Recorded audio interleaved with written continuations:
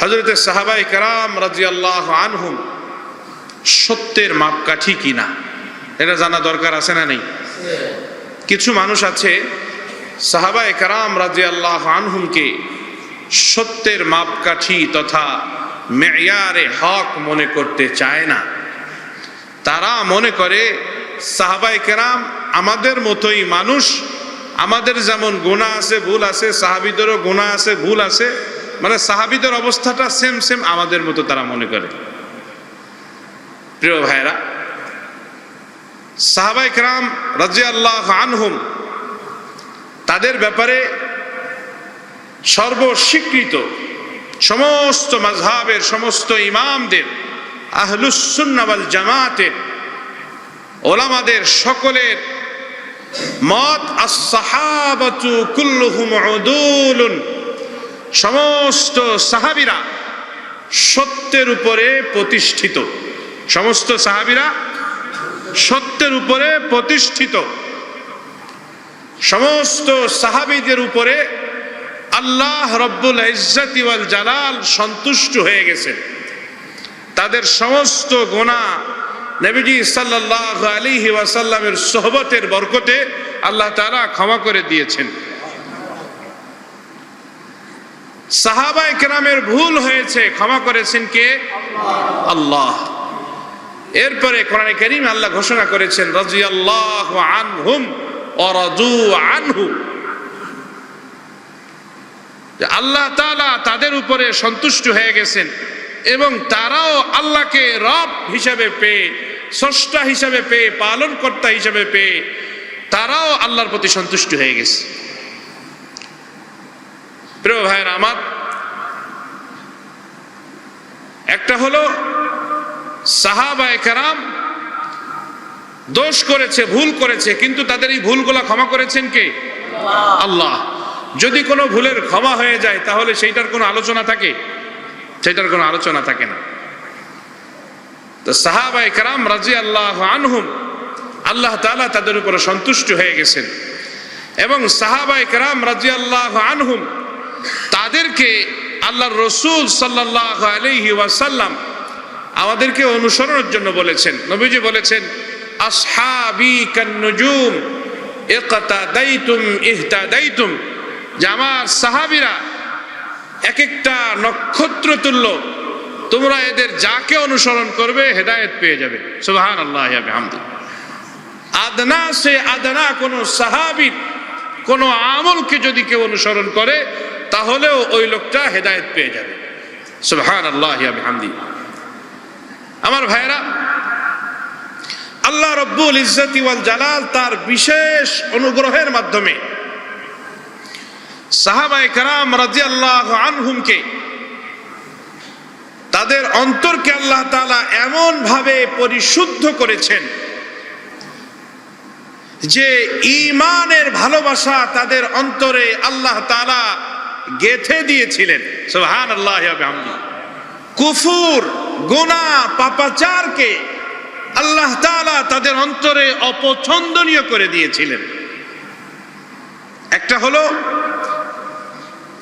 গুনাহ করতে মজা লাগে, তো সবারই মজা লাগে। আরেকটা হলো গুনাহের ভিতরে মন যায় না, মন লাগেই না গুনার দিকে। আল্লাহ তাআলা যদি কাউকে সাহায্য করেন তাহলে এটা সম্ভব কি সম্ভব না? সম্ভব। আমরা যে টুকটাক গুনাহ থেকে বেঁচে থাকি এটা কার মেহেরবানিতে? আল্লাহর মেহেরবানিতে। এই কথাই সূরা হুজুরাতের 7 নম্বর আয়াতে কারীমার মধ্যে আল্লাহ তাআলা বলেন ওয়ালাকিন্নাল্লাহা হাব্বাবা ইলাইকুমুল ঈমানা ওয়া যায়্যানাহু ফি কুলুবিকুম, ওয়ালাকিন্নাল্লাহ, বরং আল্লাহ তাআলা হাব্বাবা ইলাইকুমুল ঈমান, ঈমানকে তিনি তোমাদের প্রতি পছন্দনীয় করে দিয়েছেন, ঈমানকে তোমাদের ভালোবাসায় রূপান্তরিত করে দিয়েছেন। ওয়া যায়্যানাহু ফি কুলুবিকুম, আর ঈমানকে আল্লাহ তাআলা তোমাদের অন্তরের ভিতরে আল্লাহ তাআলা ঈমানকে আকর্ষণীয় করে রেখেছেন। সুবহানাল্লাহ। ঈমানকে আল্লাহ সাহাবীদের অন্তরের ভিতরে ঈমানকে আল্লাহ তাআলা আকর্ষণীয় করে দিয়েছেন। ওয়া কাররাহা ইলাইকুমুল কুফরা ওয়াল ফুসুকা ওয়াল ইসয়ান, সমস্ত গুনাহ, সমস্ত পাপাচার, কুফুরকে এবং সমস্ত অবাধ্যতাকে আল্লাহ তাআলা সাহাবায়ে কেরামের অন্তরে অপছন্দনীয় করে দিয়েছেন। উলাইকা হুমুর রাশিদুন, আল্লাহ বলেন যাদের অন্তরের অবস্থা এমন যে ঈমান তাদের অন্তরে ভালো লাগে, ঈমানকে সব কিছুর চাইতে বড় মনে হয়, ঈমানের চাইতে দামি আর কোনো বস্তু তাদের অন্তরে লাগে না, কুফুরকে তাদের কাছে বিষের মতো মনে হয়, গুনাহকে তাদের কাছে আগুনের মতো মনে হয়, এক একটা গুনাহকে এক একটা আগুনের টুকরার মতো মনে হয়, আল্লাহ এবং তার রাসূলের অবাধ্যতাকে মরে যাওয়ার চাইতেও কঠিন তাদের কাছে মনে হয়। যদি এমন কারো হয়, আল্লাহ বলেন উলাইকা হুমুর রাশিদুন, এই মানুষগুলাই হলো হেদায়েত প্রাপ্ত, এরাই হেদায়েত প্রাপ্ত। আর এই হেদায়েত প্রাপ্ত মানুষকে অনুসরণ করার জন্য আল্লাহ তাআলা আমাকে আপনাকে নির্দেশ দিয়েছেন, পৃথিবীবাসীকে আল্লাহ নির্দেশ দিয়েছেন, সমস্ত মানুষকে আল্লাহ নির্দেশ দিয়েছেন। ওয়া ইযা কিলা লাহুম আমিনু কামা আমানান নাস ক্বালু আনুমিনু কামা আমানাস সুফাহা। ওয়া ইযা কিলা লাহুম, আর যখন তাদেরকে বলা হয়, মক্কার মুশরিকদেরকে বলা হয়, মুনাফিকদেরকে বলা হয়, ওয়া ইযা কিলা লাহুম আমিনু, যে তোমরা ঈমান আনো, কামা আমানান নাস, যেমন লোকেরা ঈমান আনছে, লোকেরা বলতে সাহাবীরা যেমন ঈমান আনছে, সাহাবীরা যেমন ঈমান এনেছে। আমিনু কামা আমানান নাস, তাহলে আয়াত থেকে কি বোঝা যায় যে ঈমান আনতে হবে কাদের মতো? সাহাবীদের মতো। বলেন ঈমান আনতে হবে কাদের মতো? আমিনু কামা আমানান নাস, তোমরা ঈমান আনো যেমন লোকেরা ঈমান এনেছে। ওই সময়ের লোক কারা? রাসূলের সামনে যারা ঈমানদার তারা কারা? সাহাবায়ে কেরাম রাদিয়াল্লাহু আনহুম। তাদের মতো ঈমান আনার জন্য আল্লাহ বলেছেন। তো মক্কার মুশরিকরা বলে কালু আনুমিনু কামা আমানাস সুফাহা, আরে এই নির্বোধ লোকরা যেমন ঈমান আনছে আমরা কি তাদের মতো ঈমান আনবো? আনুমিনু, আমরা কি ঈমান আনবো? কামা আমানাস সুফাহা, যেমন এই নির্বোধ লোকেরা ঈমান আনছে। আল্লাহ বলেন নবী আপনি তাদেরকে বলে দেন, আলা, তোমরা জেনে রাখো, ইন্নাহুম হুমুস সুফাহা ওয়ালাকিন লা ইয়ালামুন, যে আসলে তারাই হলো নির্বোধ, কিন্তু তারা এটা জানে না, তারা এটা বোঝে না। ওয়ালাকিন লা ইয়াফকাহুন, তারা এটাকে কি করে না? বুঝে না। যারা সাহাবায়ে কেরামকে নির্বোধ বলে, আসল কথা হলো আল্লাহর ভাষায় তারাই নির্বোধ, তারাই কি নির্বোধ, তারাই বোকা। এই জন্য আমার ভাইয়েরা, আমার বন্ধুরা, আয়াত থেকে বোঝা যায় যে ঈমানের একটা রং আছে, ঈমানের একটা ঢং আছে, ঈমানের একটা মাপকাঠি আছে, ঈমানের একটা কি আছে? মাপকাঠি আছে। তো আমাদের ঈমানের মাপকাঠি আল্লাহর রাসূল সাল্লাল্লাহু আলাইহি ওয়াসাল্লাম এবং তার সাহাবীরা, আল্লাহর রাসূল সাল্লাল্লাহু আলাইহি ওয়াসাল্লাম এবং তার সাহাবীরা, এটা হচ্ছে আমাদের ঈমানের মাপকাঠি। ফাইন আমানু বিমিসলি মা আমানতুম বিহি ফাকাদ ইহতাদাউ। অন্য এক জায়গায় আল্লাহ তাআলা বলেন, সূরা নিসার 137 নম্বর আয়াতে কারিমার মধ্যে আল্লাহ বলেন, ফাইন আমানু, যদি তারাও ঈমান আনে, বিমিসলি মা আমানতুম বি, যেমন ঈমান তোমরা এনেছো, ফাকাদ ইহতাদাউ, তাহলে তারাও সঠিক পথ পেয়ে যাবে, হেদায়েত পেয়ে যাবে। সুবহানাল্লাহ। এর চেয়ে স্পষ্ট কোনো কথা দরকার আছে? বলেন। যারা বলে যে সাহাবায়ে কেরাম সত্যের মাপকাঠি না, তাদের এই কথার কোনো অর্থ হয়? বলেন। এর চেয়ে স্পষ্ট আর কোনো দলিলের দরকার আছে? আল্লাহ কোরআনে কারীমে স্পষ্ট বলছেন, যে ফাইন আমানু, যদি তারাও ঈমান আনে, বিমিসলি মা আমানতুম বি, তোমরা যেমন ঈমান এনেছো তোমাদের ঈমানের মতো যদি তারাও ঈমান আনে, ফাকাদিহ তাদাও, তাহলে তারাও হেদায়েত পেয়ে যাবে, তারাও সরল সঠিক পথ পেয়ে যাবে। সুবহানাল্লাহি ওয়া বিহামদি। ওমান তাওয়াল্লা ফাইন্নামা হুম ফি শিকাক, আর যারা তোমাদের মতো ঈমান আনে না, মুখ ফিরিয়ে নিয়ে যায়, ফাইন্নামা হুম ফি শিকাক, তারা এটা করে শত্রুতা বশত। এটা করে কি বশত? শত্রুতা বশত। আমার ভাইয়েরা, আমার বন্ধুরা, এজন্য সাহাবায়ে কেরাম রাদিয়াল্লাহু আনহুম তারা আমাদের জন্য আদর্শ। তারা আমাদের জন্য কি আদর্শ? সাহাবায়ে কেরাম রাদিয়াল্লাহু আনহুম নবীজি সাল্লাল্লাহু আলাইহি ওয়াসাল্লামের কেমন অনুসরণ করছে। খায়বারের যুদ্ধে আল্লাহর নবীর সাহাবীরা দীর্ঘদিন যাবৎ খায়বারের দুর্গকে চতুর্দিক দিয়ে অবরুদ্ধ করে রেখে দিয়েছেন। নিজেদের কাছে খাবার দাবারের জন্য তেমন ভালো কোনো ব্যবস্থাপনা নাই। আজকে দীর্ঘদিন যাবৎ স্ত্রী পরিবার পরিজন থেকে, ঘর বাড়ি থেকে নবীর সাহাবীরা দূরে রয়েছে। এই অবস্থার মধ্যে সাহাবায়ে কেরাম রাদিয়াল্লাহু আনহুম গাধাকে, গৃহপালিত গাধাকে জবেহ করে তার গোশত খাওয়ার জন্য রান্না করতেছে। আমার ভাইরা, আমার বন্ধুরা, আমার আপনার নবী, বিশ্ব নবী, রাহমাতুল লিল আলামিন নবী ঘোষণা করলেন। নবীর কাছে যখন এই সংবাদ আসলো, সাহাবীরা গাধা জবেহ করে গাধার গোশত ভক্ষণ করতেছে, নবীজি সাল্লাল্লাহু আলাইহি ওয়াসাল্লাম বললেন যে গৃহপালিত গাধার গোশত ভক্ষণ করা এটা হারাম, এটা হারাম, এটা নিষেধ। আমার ভাইরা, আমার বন্ধুরা, আল্লাহর নবী, বিশ্ব নবী, রাহমাতুল লিল আলামিন নবীর সাহাবীরা তখনও পর্যন্ত তাদের ডেকচির মধ্যে গাধার গোশত রান্না হইতেছে, রান্না হয়ে গেছে প্রায়। এই অবস্থার মধ্যে রাসূলুল্লাহর এই ঘোষণা শোনার সাথে সাথে সাহাবায়ে কেরাম রাদিয়াল্লাহু আনহুম ওই ডেকচিকে উপুড় করে সমস্ত গোশতই ফেলে দিয়েছে। একজন সাহাবীও একটা টুকরা গোশত কিংবা এটার ঝোল পর্যন্ত তারা চেখে দেখে নাই, যে এখন একটু খেয়ে দেখি, এ তো মাত্র নিষেধ হয়েছে, আমাদের তো রান্না আগেই হয়ে গেছে, সুতরাং এবার একটু খেয়ে দেখি, সামনে থেকে আর খাবো না, এরকম করে নাই। সাথে সাথে ওই ডেকচি ফেলাইয়া দিছে। খাবার কিন্তু অন্য কোনো ভালো ব্যবস্থাপনা নেই, সাথে সাথে পুরো ডেকচি ফেলাইয়া দিছে। আমার ভাইয়েরা, আমার বন্ধুরা,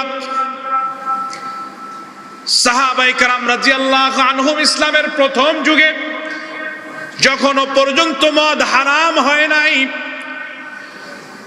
কাফের মুশরিকদের মতো মক্কাবাসীর একটা রীতিনীতি ছিল। মক্কাবাসী তাদের ঘরে ভালো কোনো মেহমান আসলে তারা কয়েকজন বন্ধু বান্ধব একত্রিত হলে নিজেদের তৈরি মদ তারা পান করত খাবার দাবার শেষ করার পরে।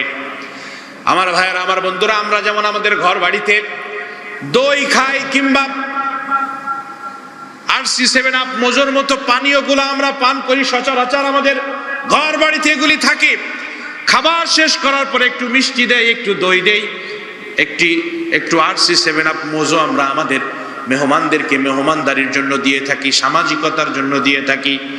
ওই সময় মক্কায় সাধারণ মানুষের অবস্থাও এমন ছিল, তাদের ঘর বাড়িতে প্রত্যেকটা ঘরেই তারা মদ তৈরি করত, প্রত্যেকটা ঘরেই মদ থাকতো প্রত্যেকটা ঘরে। মেহমান আসলে সাধারণ খাবার দাবার দেওয়ার পরে তারা মদ পান করার জন্য তাদেরকে মদ দিত, সামনে মদ পরিবেশন করত, বন্ধু বান্ধব মিলে একসাথে বসে বসে তারা মদ পান করত।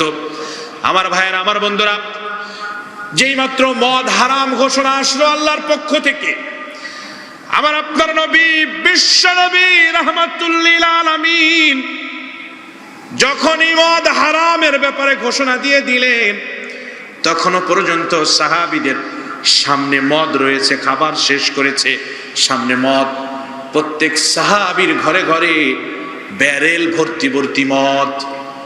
নবীর পক্ষ থেকে যখন ঘোষণা আসছে, কারো অবস্থা এমন ছিল গালের ভিতরে মদের বোতল, মদের পেয়ালা, মদের গ্লাস গালের মধ্যে রয়েছে, এক চুমুক দিয়েছে, এর মধ্যে সংবাদ আসছে আল্লাহ তাআলার পক্ষ থেকে মদকে হারাম ঘোষণা করা হয়েছে। সাহাবী আর দ্বিতীয় ঢোকটা দেয় নাই, মদের বোতলকে ছুঁড়ে বাহিরে ফেলে দিয়েছে। আমার ভাইয়েরা, আমার বন্ধুরা, যার ঘরে যেই পরিমাণ মদ জমানো ছিল, কোন ধরনের ব্যাখ্যা বিশ্লেষণ ছাড়া, কোন ধরনের জিজ্ঞাসাবাদ ছাড়া সাহাবায়ে কেরাম রাদিয়াল্লাহু আনহুম ব্যারেলের পরে ব্যারেল মদ মদিনার অলিতে গলিতে তারা রাস্তাঘাটে ফেলায়া দিছি। মদের গন্ধে পুরো এলাকায় মদে গন্ধ আর গন্ধ হয়ে গেছিল। কোন ধরনের জিজ্ঞাসাবাদ নাই যে মদ হারাম ঘোষণা করে দিয়েছে তো এটা হারাম, শেষ, এটা খতম। সাথে সাথে যার ঘরে যা ছিল সব তারা ফেলে দিয়েছে। এক টুকরা, এক ফুটা মদ পর্যন্ত একজন সাহাবীর ঘরে আর অবশিষ্ট থাকেনি। তাইলে তাদের ঈমানটা কেমন ছিল চিন্তা করা যায়। তাদের ঈমানটা কেমন ছিল।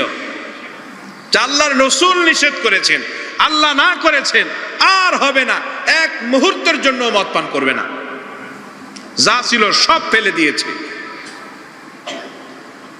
এই কথা তো বলতে পারতো যে আমরা তো খাইতেছি, এগুলো সামনে চলে আসছে, তো এখনের মতো খেয়ে নেই, আর খাবো না, বা যে এই গ্লাসটা আমার হাতে আছে এটা শেষ করি, আর খাবো না। কিন্তু এটা কেউ বলে নাই। সমস্ত সাহাবীদের অবস্থা যে সাথে সাথেই তারা এটা করেছে। পর্দার বিধান যখন নাজিল হয়েছে, এক মহিলা সাহাবিয়া, ওনার কাছে লম্বা কাপড় নাই, চেহারা ঢাকার মতো, তো উনি বাহিরে ছিল। এই অবস্থায় পর্দার বিধান নাজিল হওয়ার পরে উনি ওনার ওই কাপড়টাকে ছিঁড়ে দুই টুকরো করে ফেলছে। একটা টুকরা দিয়ে শরীরকে সুন্দর করে ঢাকছে, আরেক টুকরা দিয়ে মাথা থেকে একদম পুরো বডিকে ঢেকে ফেলছে। সুবহানাল্লাহি ওয়া বিহামদি। যে পর্দার বিধান নাজিল হয়েছে, আমি একটু বাড়ি যাই, বাড়িতে গিয়ে এরপরে নতুন করে বোরখা বানাবো, এবার বোরখা বানায়া তারপরে পর্দা শুরু করব। এই কথা সাহাবায়ে কেরাম রাদিয়াল্লাহু আনহুম তারা এভাবে চিন্তা করে নাই। এইভাবে তারা চিন্তা করে নাই যে আমি এখন বাহিরে আছি, রাস্তায় আছি, পর্দার বিধান ফরজ হয়েছে, আল্লাহ আল্লাহর রাসূল পর্দার বিধান দিয়েছেন, এই মুহূর্তে আমার কাছে যা আছে এটাকে ছিঁড়ে দুই টুকরা করে আমার পুরো শরীর, পুরো বডি, পুরো চেহারাকে আপাদ মস্তক আমাকে ঢেকে ফেলতে হবে। এটাই ছিল সাহাবায়ে কেরামের শিক্ষা। বলেন, এদেরকে অনুসরণ করবেন না তো কারে অনুসরণ করবেন? এই জন্য আমার ভাইয়েরা, সাহাবায়ে কেরাম মেয়ারে হক, হকের মানদণ্ড, সত্যের মাপকাঠি, এইটা যদি কেউ বিশ্বাস না করে, এই কথার ব্যাপারে যদি কেউ কোনো বাক বিতণ্ডা করে, তাহলে সে মুসলমান থাকতে পারে না। ঠিক কি আমার ভাইয়েরা? মুসলমান থাকতে পারে না, মুসলমান থাকতে পারে না।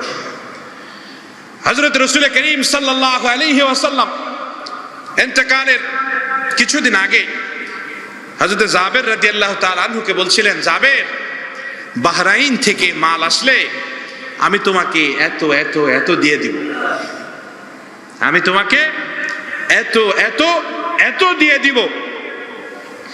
রাসূল করিম সাল্লাল্লাহু আলাইহি ওয়াসাল্লামের ওয়াফাতের আগে বাহরাইন থেকে মাল আসে নাই। নবীজির ওয়াফাতের পরে, ইন্তেকালের পরে হযরত আবু বকর সিদ্দিক রাদিয়াল্লাহু তাআলা আনহু যখন খলিফা, তখন বাহরাইন থেকে কিছু মাল আসলো। বাহরাইন থেকে মাল আসার পরে জাবের রাদিয়াল্লাহু তাআলা আনহু আবু বকর সিদ্দিক রাদিয়াল্লাহু তাআলা আনহুর কাছে এসে হাজির হয়েছে যে আল্লাহর নবীজি, আল্লাহর নবী আমাকে বলেছিলেন বাহরাইন থেকে মাল আসলে জাবের তোমাকে এত এত এত দিব। তো আবু বকর সিদ্দিক রাদিয়াল্লাহু তাআলা আনহু বললেন যে আল্লাহর নবীর সাহাবীরা, নবীজি সাল্লাল্লাহু আলাইহি ওয়াসাল্লামের ঋণ এটা আমার ঋণ। নবীজি সাল্লাল্লাহু আলাইহি ওয়াসাল্লাম কাউকে কোনো কিছু দেওয়ার ওয়াদা করে থাকলে সেই ওয়াদা পূরণ করার দায়িত্বটাও আমার। হযরত আবু বকর সিদ্দিক রাদিয়াল্লাহু তাআলা আনহু হযরত জাবের রাদিয়াল্লাহু তাআলা আনহুকে মুঠ ভরে দিলেন। কি মুঠ ভরে দিলেন? মুঠ ভরে দেওয়ার পরে গণনা করলো যে কত, কয় 500 দিরহাম। সুবহানাল্লাহ। তার মানে বিশাল পরিমাণ এটা।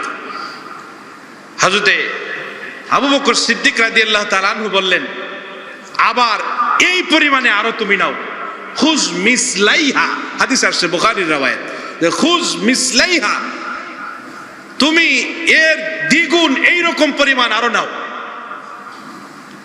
অর্থাৎ আল্লাহর নবী যে বলছে এত এত এত দিব, তিনবার বলছে না নবীজি?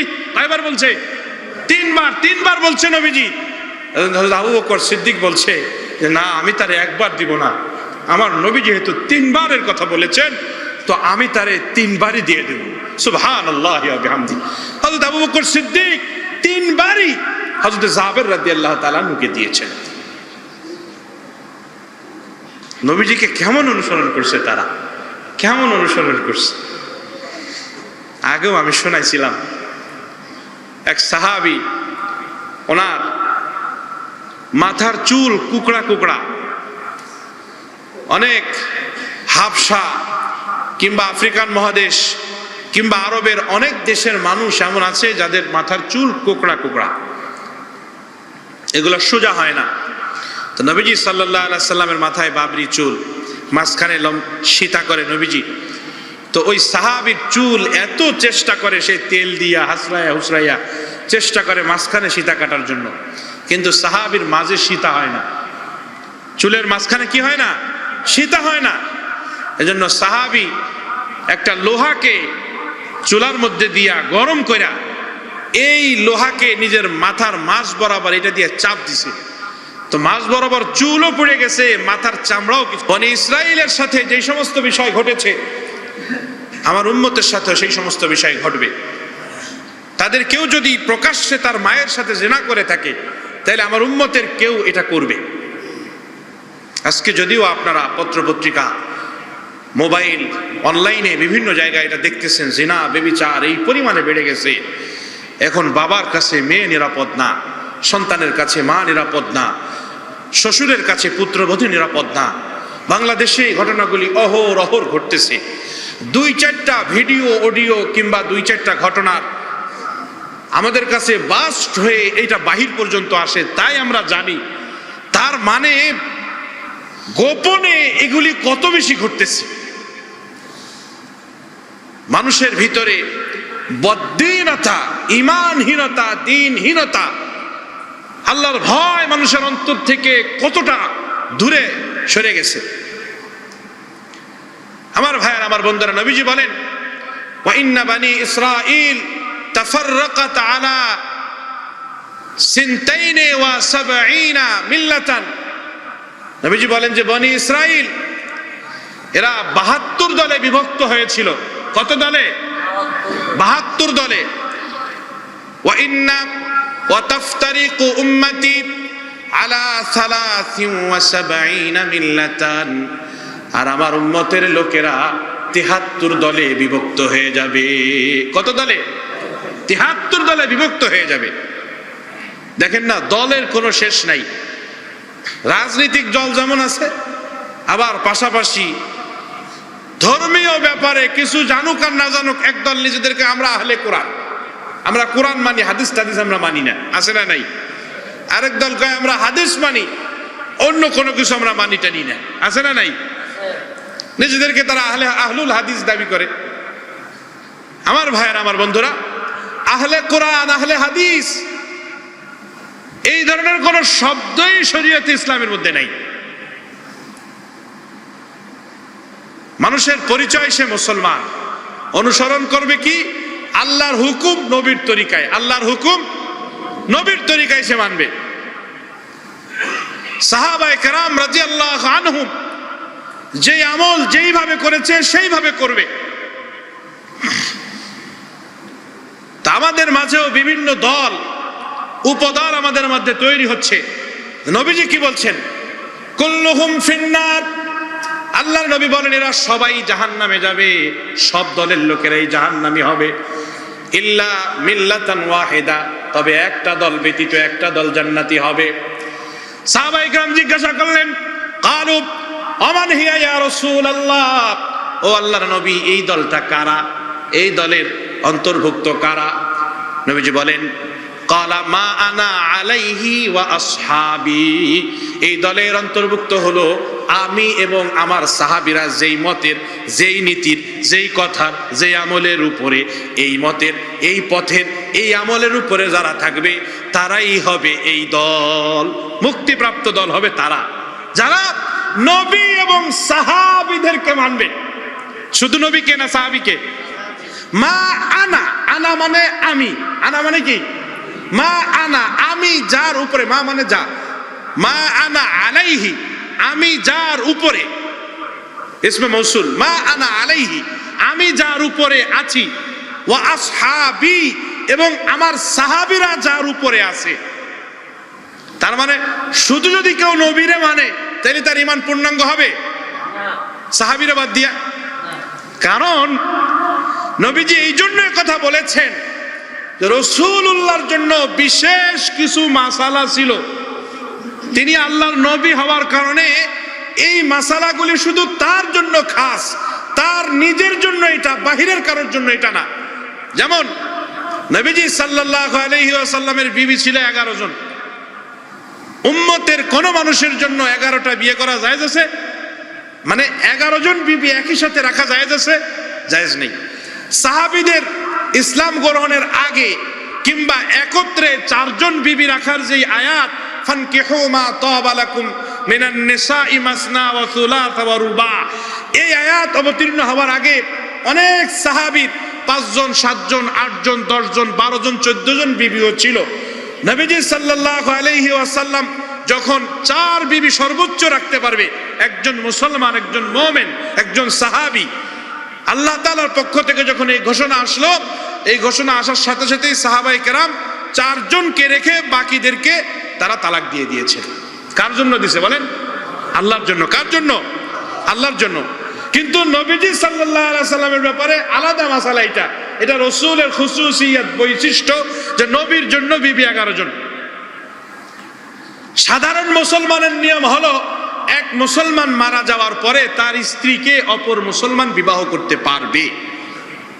কিন্তু নবীর বিবিদের ব্যাপারে শরীয়তের মাসালা হলো নবী ইন্তেকালের পরে নবীর বিবিদেরকে কেউ বিবাহ করতে পারবে না। আল্লাহ তাআলা কোরআনে কারীমের মধ্যে বলেছেন, হুন্না উম্মাহাতুকুম, যে নবীর বিবিরা তারা হলেন তোমাদের মা। মাকে বিবাহ করা যায়? আল্লাহ যদি কোরআনে আমারে আপনারে সরাসরি কাউরে মা বানায় দেয়, যেমন গর্ভধারিণী মা তিনি মা, দুগ্ধ দানকারিণী মা তিনিও মা, তাইলে এটাও উম্মাহাতুকুম মিনার রিদাই, দুগ্ধ দানকারিণী মা, গর্ভধারিণী মা, দুধের মা। তো যেই মার দুধ পান করেছে তাকে বিবাহ করা হারাম, তার মেয়েকে বিবাহ করা হারাম। বুঝে আসছে কিনা কথাগুলা? আবার এমন 2 ব্যক্তি যে 2 জনে, এক মহিলা এক পুরুষ একই মহিলার দুধ পান করেছে, এই রকম 2 জন নারী পুরুষের মাঝে বিবাহ হারাম। আমার ভাইরা, তাহলে যে কথা বলতেছিলাম, আল্লাহ যদি কাউরে মা বলে দেয় তাহলে সে মা, তাকে আর বিবাহ করা যায় না। তো নবীর বিবিদের ব্যাপারে কোরআনে কারীম আল্লাহ তাআলার স্পষ্ট বিধান যে তারা হচ্ছে তোমাদের মা, সুতরাং তাদেরকে বিবাহ করা তোমাদের জন্য বৈধ নয়। তো এই মাসালা তো নবীর জন্য খাস, এই মাসালা উম্মতের জন্য না। এই মাসালা কার জন্য না? উম্মতের জন্য না।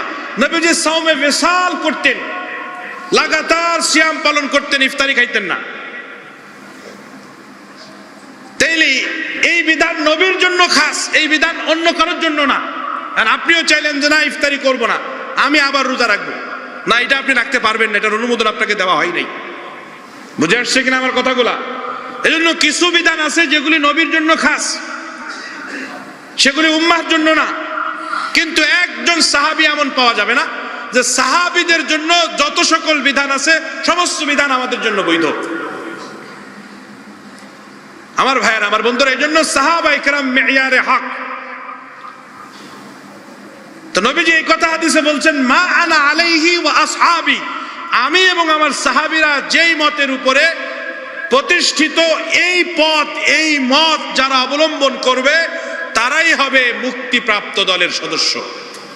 তারাই হবে নাজাত প্রাপ্ত দলের সদস্য। অন্য এক হাদিসে নবী বলেন, ফাইন্নাহু মান ইয়াইশ মিনকুম বাদি ফাসায়ারা ইখতিলাফান কাসীরা ফালাইকুম বিসুন্নতি ওয়া সুন্নাতিল খুলাফাইর রাশিদিনাল মাহদিয়্যিন।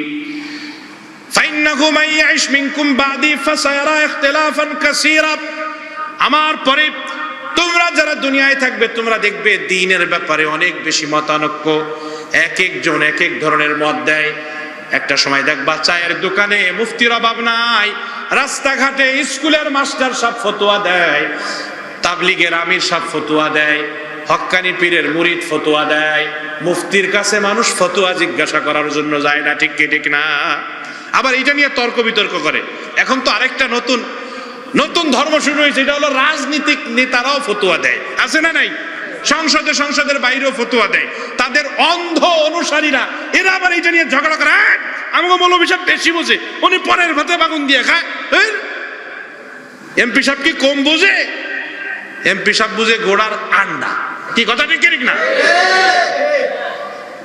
এমপি সাহেব কি বুঝে? এমপি সাহেব কি পড়াশোনা করছে এটার লাইনে? আমি যদি এখন বাংলাদেশের সংবিধান নিয়ে আমি বক্তব্য দেওয়া শুরু করি, আমার বক্তব্য হাজারবার সঠিক হইলো, এটা তো রাষ্ট্র গ্রহণ করবে না, কোর্ট এটাকে গ্রহণ করবে না। না আপনার উকালতি সার্টিফিকেট আছে কি না? এটা তো আমার নাই। ব্যারিস্টারি সার্টিফিকেট আছে, এটা তো নাই। তাই এটা নাই, তাইলে আপনি এটা কইতে পারতেন না। এইটা খুব বুঝে, গাদার ঘরের গাদারা এইটা বুঝে না যে দ্বীন ইসলামের ব্যাপারে মতানৈক্যপূর্ণ কোন বিষয় বলতে গেলে আগে তোমার এই সার্টিফিকেট দাঁড়িয়ে হইতে হবে, আগে পড়াশোনা করে এইটার উসুল ও জাবেতা, এইটার মূলনীতি জেনে তারপরে এটার ব্যাপারে বলতে হবে। মূলনীতি না জেনে একটা বলে দিল, সেইটার অন্ধ অনুসারীরা অনুসরণ করতে থাকে, সেইটা নিয়ে পাড়ায় মহল্লায় মসজিদে রাস্তাঘাটে বিভিন্ন জায়গায় ঝগড়া চলতে থাকে। এই জন্য আমার ভাইয়ের আমার বন্ধুরা, নবীজির দেখানো পথে আমাদেরকে ফিরে যেতে হবে। নবীর দেখানো পথ কি? নবী বলছে, যখন তোমরা দেখবে আমার পরে অনেক বেশি মতানৈক্য, ভিন্ন ভিন্ন মত, তখন তোমাদের জন্য উচিত কি, তোমাদের কাজ কি? তখন নবীজি বলছেন, আলাইকুম বিসুন্নতি, তখন তোমাদের কাজ হলো আমার সুন্নতের অনুসরণ করা। সুবহানাল্লাহ। রাস্তা সহজ না কঠিন? ওয়া সুন্নাতিল খুলাফাইর রাশিদিনাল মাহদিয়্যিন, আর যে সকল বিষয়ে তোমরা আমি নবীর সুন্নতকে খুঁজে পাবা না, আমার সুন্নতকে তালাশ করে তোমরা পাবা না, সেই সমস্ত বিষয়ে তোমাদের জন্য করণীয় হলো ওয়া সুন্নাতিল খুলাফাইর রাশিদিনাল মাহদিয়্যিন, আমার হেদায়েত প্রাপ্ত খলিফাগণের মত, তাদের পথ, তাদের কাজকে তোমরা অনুসরণ করবে। চার খলিফা, হযরত আবু বকর, হযরত ওমর, হযরত ওসমান, হযরত আলী, এই চারজনকে বলা হয় খোলাফায়ে রাশেদা, যে তাদের সুন্নাহগুলোকে অনুসরণ করবে। কি করতে হবে বলেন? তাদের সুন্নাহগুলোকে অনুসরণ করবে। এরপরের কথা হলো ওই যে আসহাবি কান্নুজুম ইক্তাদাইতুম ইহতাদাইতুম, শুরুতেই যে হাদিস পড়ে আসছিলাম, যদি কোনো বিষয় চার খলিফার আমলের মধ্যে না পাওয়া যায়, সুন্নাহর মধ্যে না পাওয়া যায়, তাহলে সাহাবায়ে কেরামের কোন একজনের আমল পাওয়া গেলে সেইটা আমার মাথার মুকুট, সেইটাকে আমি চুমু খাবো, সেইটাই আমার জন্য আমল করার জন্য যথেষ্ট, সেইটার উপরই আমাকে আমল করতে হবে। এর বাইরে যাবার কোনো কি নাই, সুযোগ নাই। এই জন্য একজন আপনাকে এসে একটা শিখাবে, দ্বীনের নামে একটা বলবে, তো সহজ প্রশ্ন যে ভাই আল্লাহর রসুল কি এটা করেছে? আল্লাহর রসুলের সাহাবীরা কি এটা করেছে? করলে সঠিক প্রমাণ নিয়ে আসেন। যদি এনে থাকে আলহামদুলিল্লাহ, আমার মত, আমার পথ, আমার চিন্তা চেতনা সব বাদ, আল্লাহ রসুলের সাহাবীর কথা, তাদের আমল, এইটাই আমার আমল। ঠিক কি ঠিক না বলেন? এটা হওয়া উচিত একজন মুসলমানের। যে কথা আমি আপনাদেরকে বলতেছিলাম, শেষ কথা আমার ভাই, সাহাবায়ে কেরামের সমালোচনা করা যাবে না। সাহাবায়ে কেরামের সমালোচনা করার অর্থ হলো দ্বীন ইসলামের মধ্যে তারা প্রশ্ন ঢোকাতে চায়, দ্বীন ইসলামের মধ্যে তারা সুস ঢোকাতে চায়, দ্বীন ইসলামকেই তারা বিতর্কিত করতে চায়। অনেক সময় আমাদেরকে শিখায় যে অমুক মাওলানা না একটু বেশি কথা কইছে, হ্যাঁ রাজনীতি করতে গেছে কা, এর লেগেই তারা জেলে ঢুকাইছে। আমরা বলি সহজ মন, সরল মন আমাদের এই কথাগুলা বলে, যাই যদি রাজনীতি করতে না যায় তাহলে তো আর